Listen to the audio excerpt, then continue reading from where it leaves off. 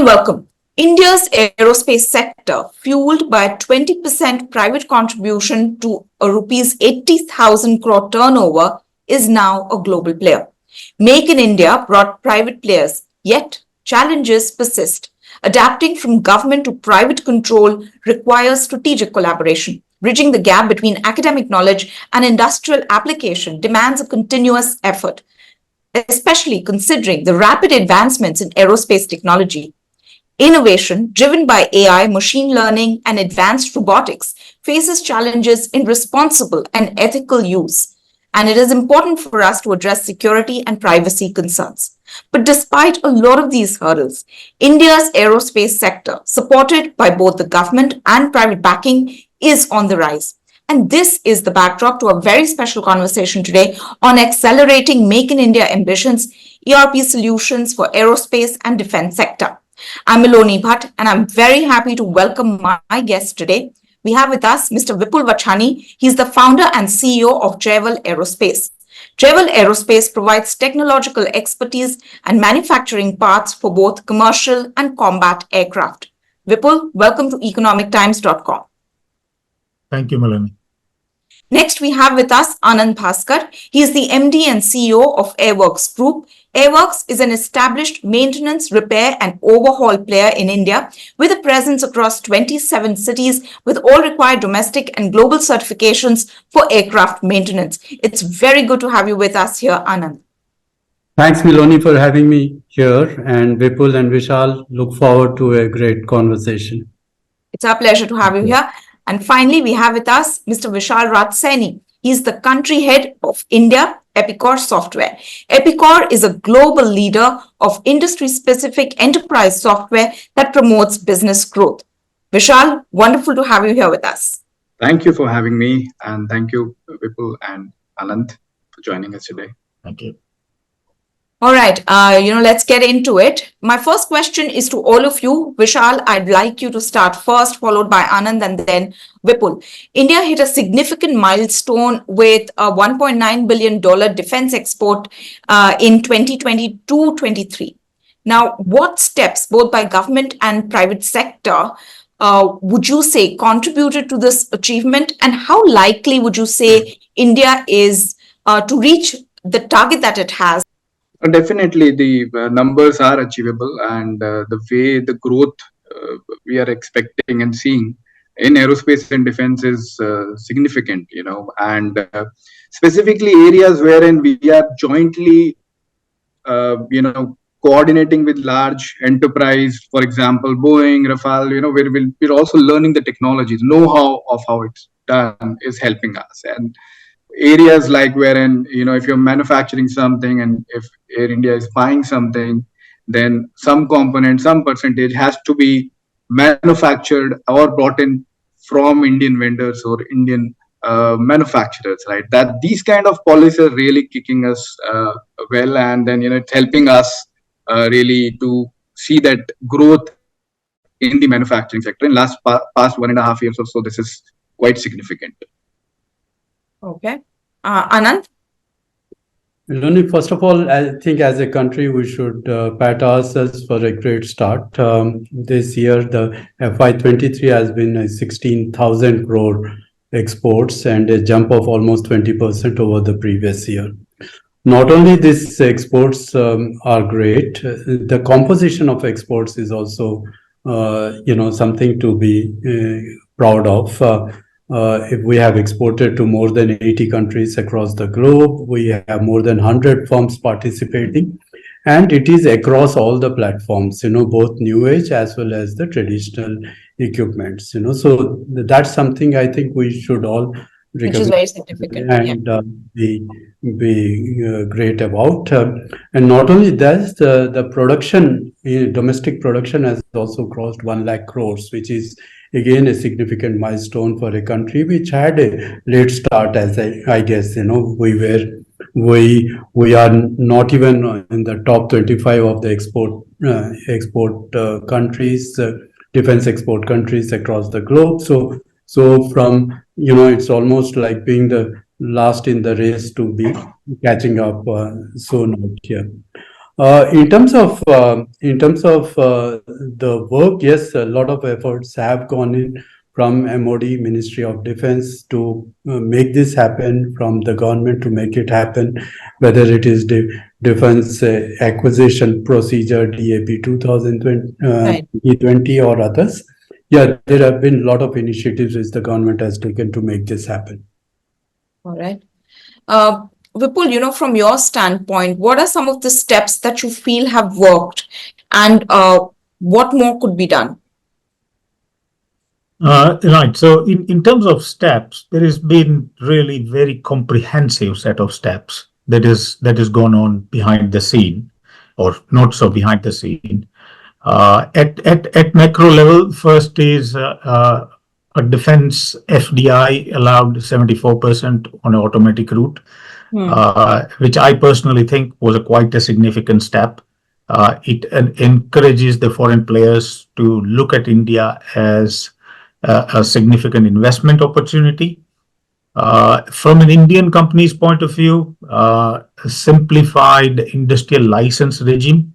So there are very, very few items now require an industrial license in order to produce the defense components. Also, there is a continuous update into what is called as open general license regime, where you need an export license to export a product outside India. The defense sector itself is a heavily regulated sector, not just in India, around the world. And movement of goods needs a lot of permissions, a lot of regulatory clearances.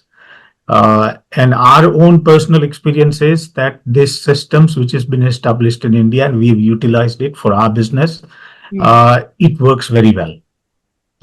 It does take time because these are procedural topics, and there is a lot of complicated approval process that needs to go through it. But the system works absolutely fine. So that's on that aspect. Two defense corridors, Tamil Nadu and Uttar Pradesh,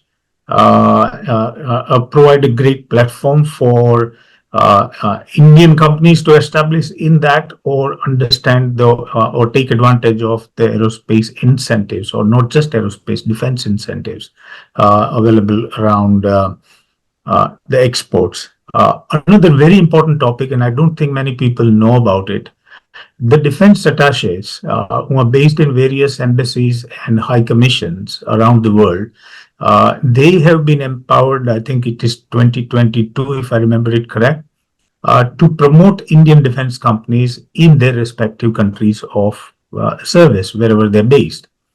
It is fairly simple to reach out to them. If you already have a contact in that country, you're trying to export something as a business, medium to small scale MSME sector, where their reach is not as far as the large organizations, where these mechanisms work absolutely fine. Another aspect, which is locally, so just export is never possible in a technologically advanced sectors like defense. Similarly, the steps taken for the defense procurement policy to give an emphasis to the Indian products, it acts as a tremendous catalyst. So the companies who are making their investment decisions, they're not just based on exports, but there is a domestic consumption and there is a significant emphasis on that. A theme what we see, I'm based outside India, is the brand India as such has taken a tremendous That's very good point. Yeah. Attraction. I've been in business almost 30 years, and I remember the days when we had to go extra mile to prove a point that we can do it. Today, it is significantly simpler. I think it's how are you going to do it? That's the starting point, not whether can you do it or not. So I think overall, absolutely fantastic. Can we achieve 5 trillion or not? I think as an entrepreneur, I'm more focused on the trajectory where we are heading than a particular number. It may be 4 or 6. But we are really heading in a right trajectory as far as the defense exports are concerned. All right. No, that's pretty comprehensive. My next question, Vipul, is to you and to you as well, Anand. Anand, though you're not really into manufacturing, but more as a service organization, but I'd like you to input into this as well. But as India aims to become this global defense manufacturing powerhouse, what are the challenges and opportunities that private organizations in aerospace, such as yourselves, see, and could you share with us some of the specific opportunities for your own companies and discuss the broader significance of it in the Make in India context? Anand? Yeah, sure. Yeah. Sorry. Yeah, go ahead, Anand. Okay. Miloni, like you said, we are more into the service part of it, and in the aerospace service sector. And that's something, again, while it hasn't taken as much space on the newsprint, so to say, but we have also been doing a lot of Make in India on the services side, especially on the defense. So first thing, initially, I completely agree with Vipul. We had to first sell the capabilities of ours and also capabilities that we as Indians can deliver. That has undergone a big change. So almost the initial 20 minutes of the pitch is not required any longer. No, so that's a huge positive. Yes. Nobody questions us in terms of whether we are capable or not, whether we are as safety focused or not, whether quality services or not. So today we have an equal place around the table, which is a big beginning.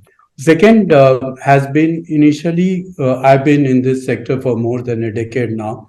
Initially, the push was more at the MOD level to, convince them of that we can do, and then go to OEM and convince them that yes, it can be done at a better price, better tag, and it is a win-win for everyone. So that used to take a lot of effort, sometimes 2 years, 3 years, 5 years for the first success to be seen. Now that process has also got streamlined because now we sit on the same side of the table, if I may say so, and there is a push from the government to make it happen in India. There is also a lot more acceptability by the OEM to make that happen in the country. So we have been doing a lot of defense maintenance work for Boeing, for Airbus, for Embraer, and all this took a lot of effort. Initial 6-7 years has been quite an uphill task, but now there is acceptability, as I said, and there is also connecting the dots and making things happen is much easier now. All right, wonderful. Vipul? Right, so I'm going to throw, thank you, Anand. I'm going to throw a slightly different perspective on the defense sector. While there are traditional opportunities, or if you go traditionally, it was a large company's business. The modern landscape today, as far as the defense is concerned, the requirement and the parameters of the defense equipment have changed. The fundamental shift has been the safety of the defense personnel first, and the second change is absolutely minimum or zero collateral damage. Now, this to emphasize opens up a door for new technology across the spectrum of industry, whether you are an SME or a large organizations. When you're doing an R&D, you're coming up with technology which addresses these two aspects in various degrees, then door is wide open.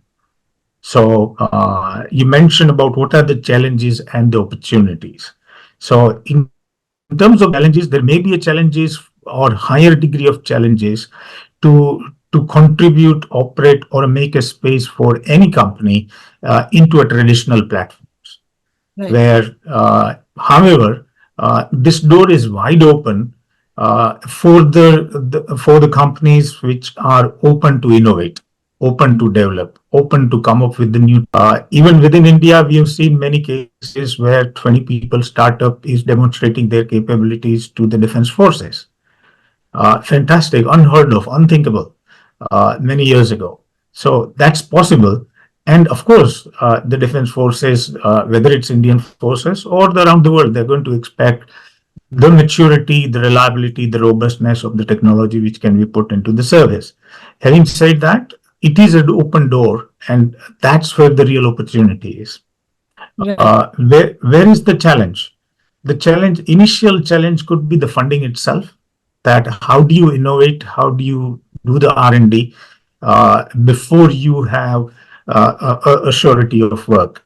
From what both of you have said, significantly the challenges seem to have over the years at least narrowed, and there is this tremendous faith now in brand India, which is actually helping businesses take off and also consolidate their gains. Vishal, I'd like to come to you now. Both of them have spoken about the Make in India opportunity, the challenges that they face, the opportunities. We have someone who's into manufacturing, if we take into account what Vipul does, and also we have someone who caters to services, which is what we have in Anand Bhaskar and his company. Now, talk to us about how Epicor's ERP solutions can aid this Make in India ambition that India has, especially in the aerospace and defense sector, considering the complex regulatory environment that exists. And also, if you could provide some real world examples of successful ERP implementation in India. Sure. Thanks. So technology has been an enabler, right, for all companies, specifically manufacturing and aerospace. It's very important. But if you look at Make in India, there are two sides of it. One, large enterprise, maybe the OEMs and their requirement of an ERP. Definitely, I know they look for a standard application and it takes care of the requirement. Then comes the small and medium companies, and there have been a lot now, right? As we are opening up more corridors, more companies are coming in. As Vipul highlighted, there are 20 people companies who started their journey making drones and whatnot, right? So they have a different challenge. They are not looking for standard processes. They tend to evolve as they grow, right? They may do something today in one set of way, but they would like the application to mold as they grow and scale along with them versus large. So even though they both require same product, but the solution, but the requirements are very different. In a way how technology can enable them. Obviously, there are more challenges. Like everybody is trying to improve by adopting IoT and quality solutions, and the solution has to be technically. It should be open to gel up with other aspects, not just ERP alone.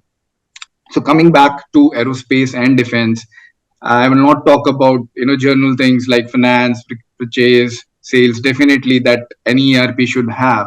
But specifically for aerospace and defense, what I can think of at least three things is very critical, especially if component manufacture, is traceability. Right? It's a regulated thing, and obviously if you're producing something for Boeing or any other OEM, they would prefer you to have the quality checks done. Traceability has to be there, and obviously engineer to design. So they're very complex components, and the integration with CAD designs, CAD AutoCAD solutions with ERP is required. So these are the areas: quality, traceability, obviously multi-level BOM. These are some complex areas which I think Epicor provides to our customers in aerospace and defense, along with other aspect of ERP. And most importantly, they are easy to adopt, whether you are a small or a medium enterprise or a large enterprise, and they're open to adopt to your processes. That's where Epicor strength lies in this market. When it comes to regulation, now everybody is aware that IATA is there, and sometimes whether you can keep your customer supplier data, sensitive data, on cloud or not. So those kind of complexities or ambiguity is there. Some people are adopting to cloud. There are some who are not. So Epicor today is proud to say that we're supporting our customers in whichever deployment they want. Everybody is moved to SaaS per se, but Epicor is still investing in customers. We still support on-premises deployment if our customer wish, and specifically in aerospace and defense, this is very critical. So a vendor who has a roadmap for both is as a positive or a USP, I'll call today in today's world.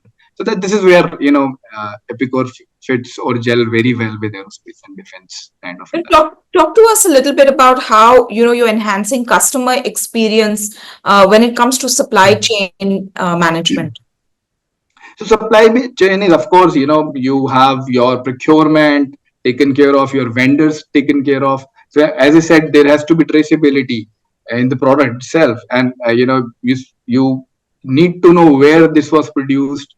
Maybe you're outsourcing, right? But that has to be tracked. So we give the user interface of the application is simple enough to really trace those things, have better supply chain relationship altogether. Supplier relationship can be managed with how they've been delivering, the quality of the product. So all those becomes as part of the package, and then obviously with the interface, which is easy. It's intuitive. Nobody teaches you how to use Facebook and Twitter today, right? So we believe that application should be intuitive. Gone are the days when you see a green screen and you're trying to figure out what I'm supposed to do. System should tell you today, this is what you have to approve. This is what is going down. There is the notification like Twitter, right? So Epicor is there. So we've invested a lot when it comes to customer experience. We're learning from the internet of the world, social media, and then making application intuitive. That's where some of the investments of Epicor is going to. All right. Vipul, have you had any experience in the sense, integration of ERP in your systems, and, how has that experience been for you from a customer standpoint? Certainly. So we are in the second generation of our ERP implementation. So we've done it once before, and then we made a change, and we changed the system and done it again. I think for any mid-sized company or any growing company from there on, that the availability of data is the most critical aspect. Another important aspect, or it's a very careful consideration, is that, of course, there are platforms and the systems available for a whole wide spectrum. You can buy a $10 a month subscription online and get going. It is very important that you choose the right size of solution for the business, because otherwise system itself is so overwhelming that most of the team becomes focused on running a system and not running a business. Having said all of that, in terms of implementation of ERP, we looked at it from a very different perspective. That how can we change the experience of our customer, supplier, and employees when they interact with us, and rest of all. So ERP essentially becomes a huge storage of data in a highly organized fashion. And can that data be used to provide the information that is required for all these three key stakeholders? I would say it's been tremendously successful for us. We had been providing, I'll give you a very small example, that of course everybody provides the status report to their customers. We all want to. We introduced a process where we are providing a status report to our suppliers, giving them the future projections, what's coming. When we do the order, when we win a significant order, what does that mean for suppliers? How many suppliers are going to get affected? What are the new opportunities? What can they do about it? So that's just one small aspect of it. Similarly, for the people, we've started now predicting the busy period in terms Oh, of our own team right. over next 12 months. So people can choose their holiday patterns around it. There is a guidance available from our system that you don't need an approval of a holiday in month this and month that. Just pick your date and off you go. And that is so the things like this. This makes a quite a huge difference in terms of enhancing your competitiveness and same time making people's experience of working with you more enjoyable. All right. What's been your experience, Anand, with this sort of integration? Right. Like Vishal said, two of the most critical things which are applicable for service industry as well, not just for the manufacturing, is one, the traceability, and traceability here, not just to the components, but also traceability to the procedure that you have employed while maintaining an aircraft. So these are two very important things from a traceability standpoint. And second, of course, is the extensive regulatory compliances. Of course, regulatory compliances are tough, have to be done, but the very fundamental to any regulatory compliance is safety. And safety is something that we in maintenance can't sacrifice at all. We can't look over that. So safety is something which is very paramount. It's almost in our DNA. We are very, very particular about the safety focus of the organization and of the people. To add to this, the larger complexity to entire thing is our resources who are very are specific to a aircraft type, to a engine type. So the combination has to be adhered to, and not just the combination, but also the experience profile and their having done that kind of a job in the past. So there are a whole lot of things which needs to be looked into to ensure a safe and timely departure of the aircraft from our facility. So implementing an ERP, and one more thing before I get into the challenges or headwinds while implementing a ERP, is this industry has been very paper based. Across the globe, it has been paper based. It is not just about India, it is across. This industry has been paper based because the audit trail meant that you take a printout, document what you have done, and keep it for almost perpetuity so that you are able to answer any queries that comes later. So a huge mindset change was required, not just within the organization, but from a doability, from a regulatory standpoint also, before we implement any new idea. So not just that idea should be bought in by your own team, but also should be bought in by the regulator of the land.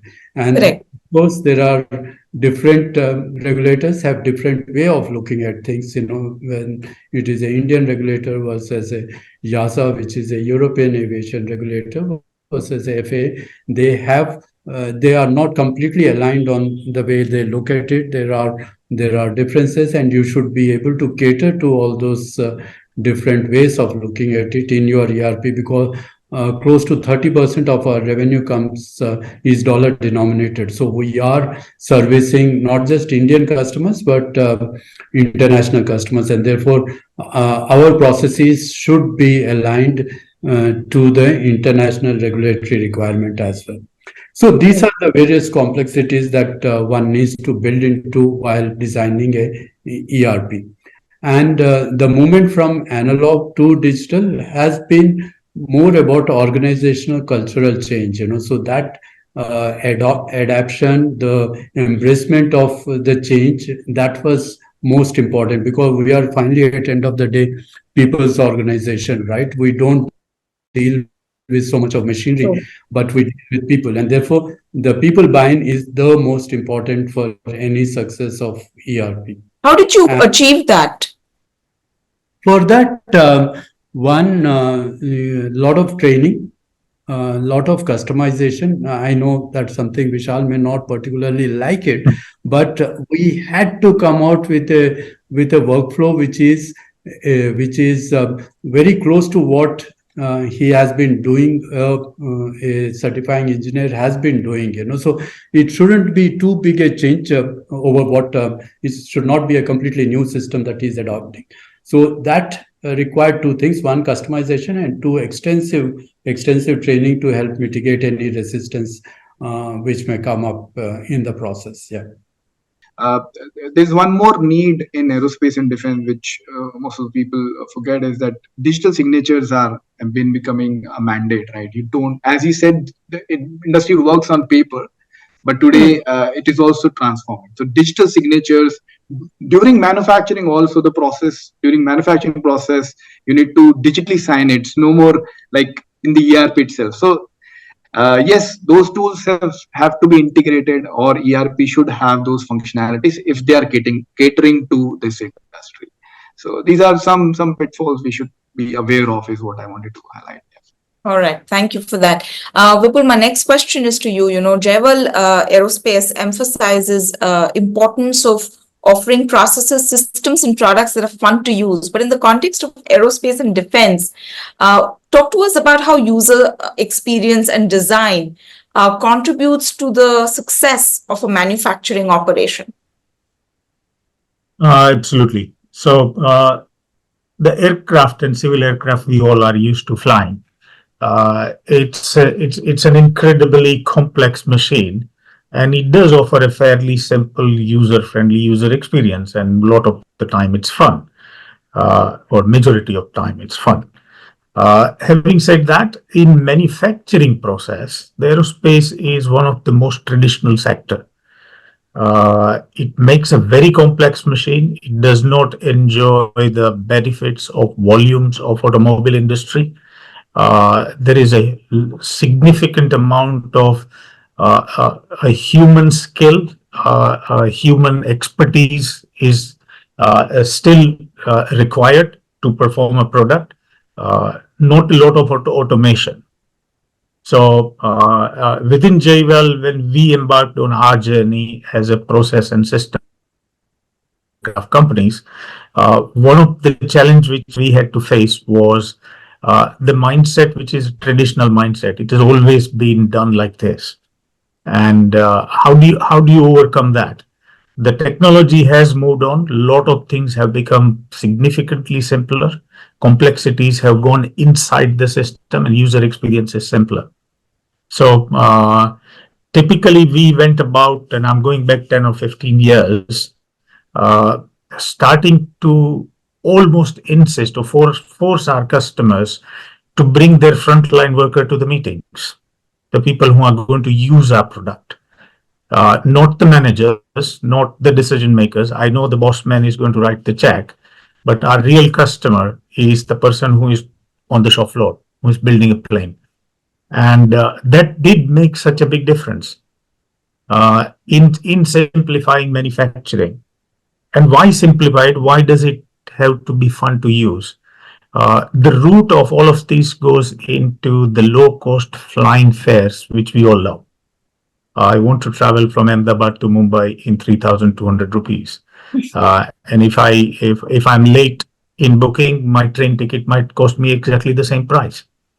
So then these aircrafts need to be made far more efficiently, far more safer, of course, and far more cheaper.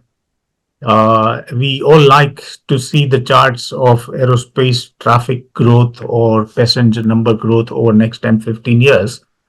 But the real pressure is going to come down to the shop floor, where whatever activity which is taking half an hour should take 2 minutes now.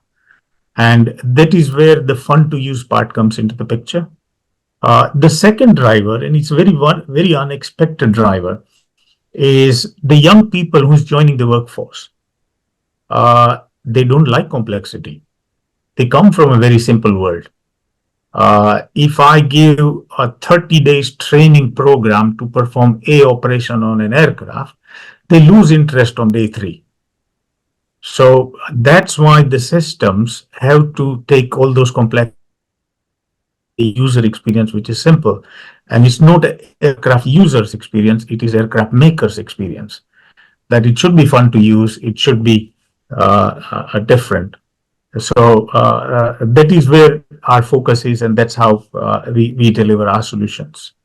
All right. Thank you very much for that. Anand, I'd like to now come to you, and talk a little bit about the Airworks Group.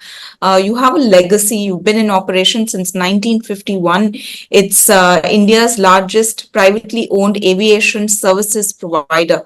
So talk to us about how the company has evolved its services in aerospace and defense to keep pace with tech advancements. And, how do you continue to ensure the quality that you do and the safety standards that you maintain for all your clients? Right, Milan. Yeah, next year we'll be celebrating our 75th anniversary. So we are almost as old as civil aviation in the country. So, give or take another 20 years, which was initial part. So I'm sure not much was done in those 20 years. So I always take pride in this, that we are almost as old as civil aviation sector in the country. Yeah, it has been a tough journey. It has been a very interesting journey. It has been a journey where we have been constantly learning, constantly educating, constantly pushing regulators for changes. We have been spearheading the various regulatory changes that has happened in the country. And best of all is we are a employee-driven company. We are a private equity funded company. So the employees manage the show, and we are board run. We have independent directors and others, and therefore we are managed by the board. So it's almost like a L&T of aviation. What L&T is. Otherwise, we are in aviation. So those things, and in spite of being like that, we have a long longevity, which is great, which points towards the commitment that the employees bring to the table in terms of making the company successful. So the technology has changed over the years, the platforms have changed over the years, the way of doing things have changed over the years, and more importantly, the cost of keeping an aircraft one additional day in the hangar has gone up tremendously, because today it is all about asset utilization. That aircraft, how much you sweat it out and make it a revenue earning machine will determine the success of the airlines. And therefore, while safety is something which is a hard rock, which is the base on which all our thought process, all our systems and processes are based on, but it is also important that you are able to turn around the aircraft in the minimum possible time. One day less turnaround time, one day less time that an aircraft spends in the hangar sometimes can give you revenue which is more than the total maintenance cost of that event. So that's the criticality of it. So, and add to that, the ecosystem has also changed. From the supply chain systems have changed, the employee requirements have changed, the types of thought process that people talked about is also very relevant here, because the younger generation is far different from they have a quicker learning ability, and they want to deliver and they want to do faster. So all this we have been able to bring it through our own proprietary ERP system that we put in place, which we call it as Titan. Mm-hmm.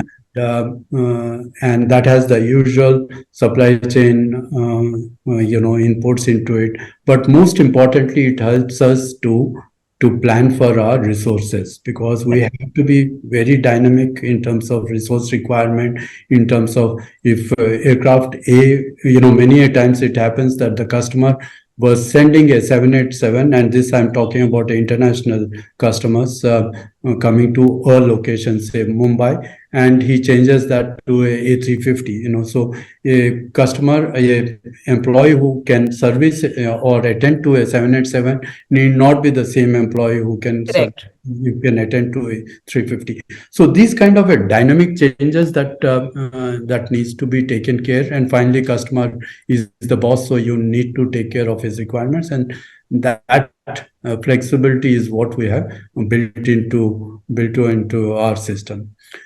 Two is which is very critical in this industry is it's not that all the equipments are given by the company. There are many which the customers provide, and therefore there has to be a seamless integration of what customer is providing and what you are obliged as per the contract to deliver, to ensure that the end turnaround time of the aircraft is met.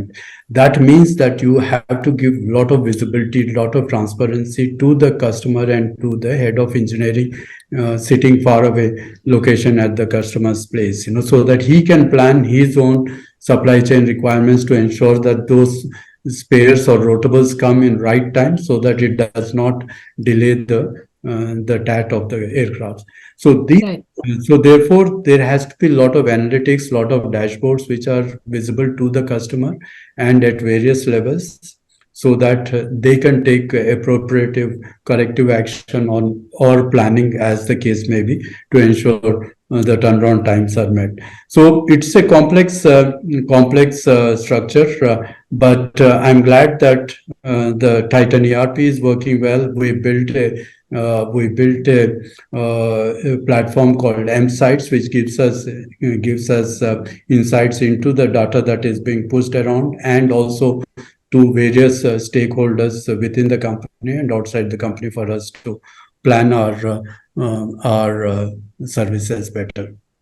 All right, and we wish you all the best. And may you continue to grow, and contribute as you have since so many years to India's civil aviation, and also into the defense sector. This is now my last question to all of you.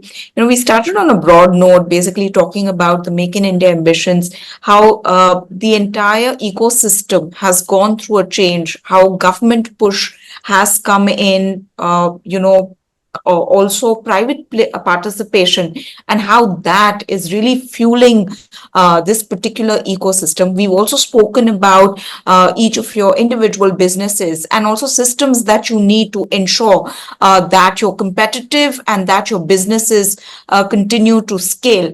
This is a time when I want to bring these two strands of conversations together, into this last question that I have for each one of you. So perhaps we could start with you, Vishal. How do you anticipate the geopolitical shifts and global economic trends impact aerospace and defense manufacturing and services in India? And from your vantage, what are the kind of strategies that companies could adopt to navigate some of these external factors to ensure the growth and stability? Two things which comes to my mind is one, what I've seen recently, right? There are customers for us who US companies, right? And then they have Indian subsidiaries doing aerospace and defense. So what used to happen is that, let's say it's a US organization, they will have the central server, and Indian companies will log into that server and do transactions.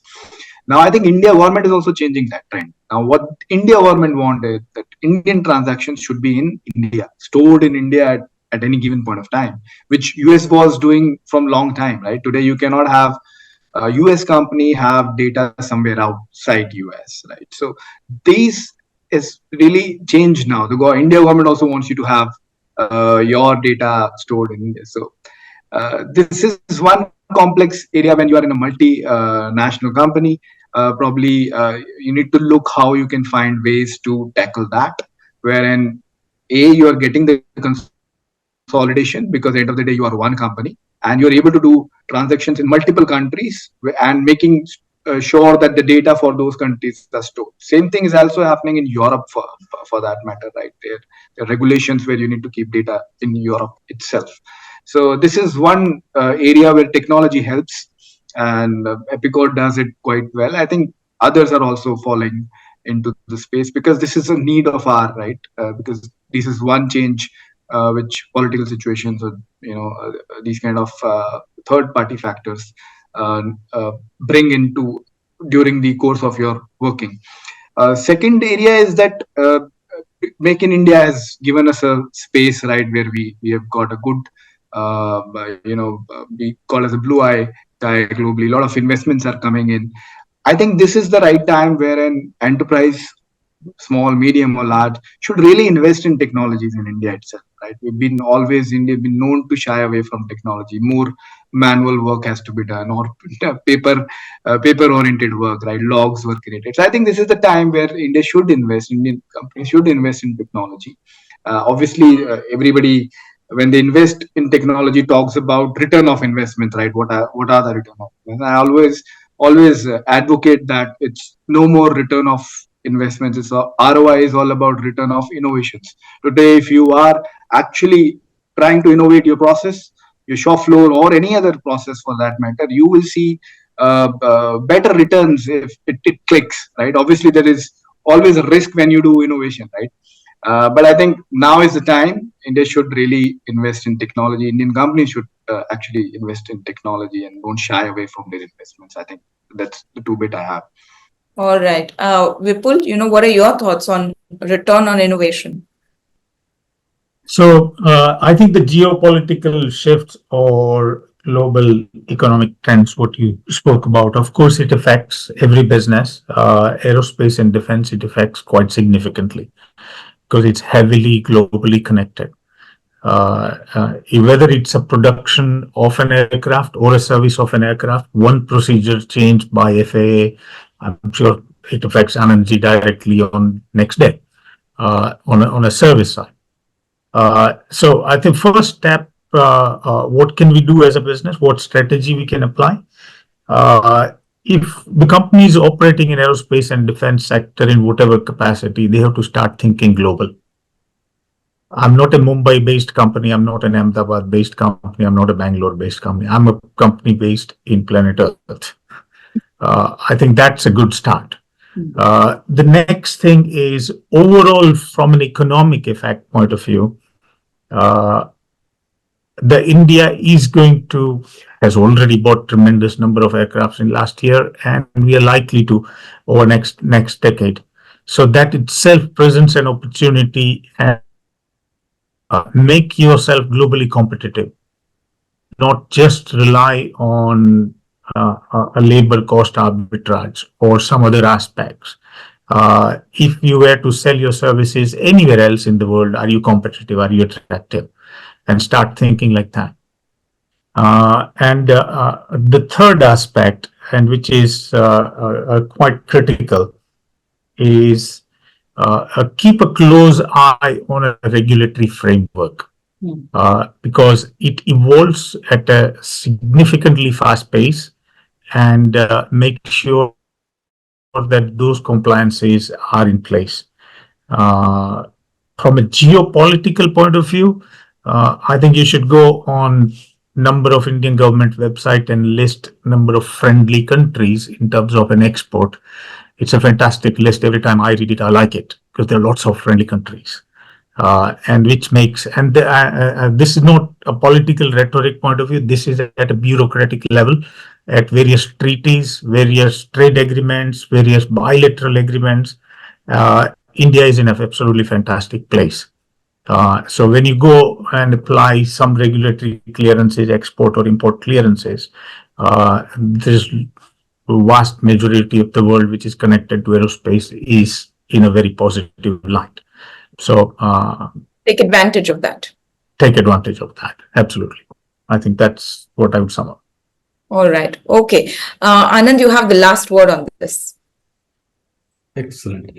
As Vipul said, geopolitics, something, in fact, anyone sneezes anywhere, aviation catches cold, and more so on geopolitics. So if you look back last 30 months, the events that have happened is something which we couldn't have predicted. What to talk of few decades back, even 35 months before, so it's a very challenging world out there. nationalism is really picking up across. There are trade barriers coming in, and in an industry which is very global in nature, because when you manufacture an aircraft or when you do services, you rely on not just one or two, but a plethora of countries to ensure those service delivery happens, and therefore it is important that there has to be a seamless integration across the globe, which is not what it is currently. So that throws some challenges. But having said that, one big opportunity is alternate destination to China that all the OEMs are looking at, and increasingly India is being seen as a destination where it is you don't have a choice. You need to have a India story in your annual presentation or in your strategy presentation. So that is a huge thing which is doing us good. The incumbent government is expected to continue, and if it does, then there will be a seamless follow through of all the policies, and there is no rethinking on that. So that will give a sense of security, a sense of continuity for the investors. In MRO sector, 100% FDI is allowed, and therefore any investor would like that kind of a continuity and certainty which is out there. So on the positives, there are a lot more. Yes, we need to address the geopolitical issues, but on the positives, there are a whole lot of positives. And we couldn't have been at a better place as a country today. And hopefully next 10-20 years will be our time in aviation sector. They are anyways predicting that the next 30 years are going to be India's years. So let's hope that continues across sectors, aviation included, aero and defense sector as well. Thank you very much, all of you, for joining me and for a very interesting conversation. We moved across various conversation points, but all in all, it was a rich conversation for that. Thank you very much for your time and for your thoughts today. Thank you. Thank you. Thanks everyone. Have a nice. Cheers. Thank you. Bye-bye.